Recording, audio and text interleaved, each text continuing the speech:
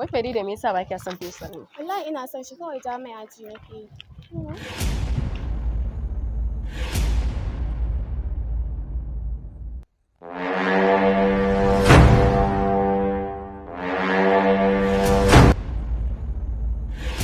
Amincin Allah ya tabbata a gare ki, ya hasken zuciyata.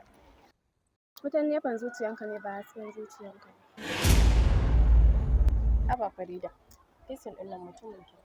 Gaya mata da Aisha, wallahi bani da burin da ya huce na ga na mallake ta a matsayin mata.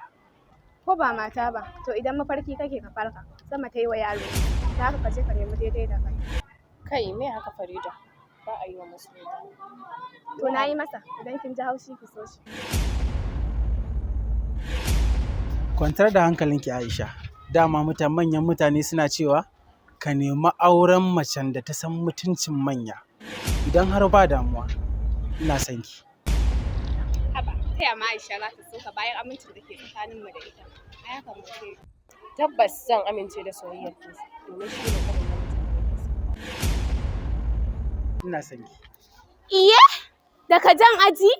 Subhanallah, wallahi ina son ka sai dan Allah ka yi haƙuri. Farida kenan. Ai ajin da kika ja ya riga da ya tsinke. Aikin gama ya riga da ya gama. Aisha mu tafi. Sannan kuma dan Allah ina so na gaya miki. Daga yau ba na so na ƙara ganin ki da Farida. Insha Allah ba za ka ƙara gani na da Farida ba.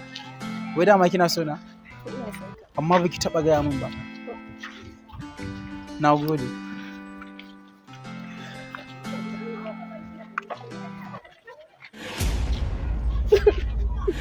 Aisha mu tafi.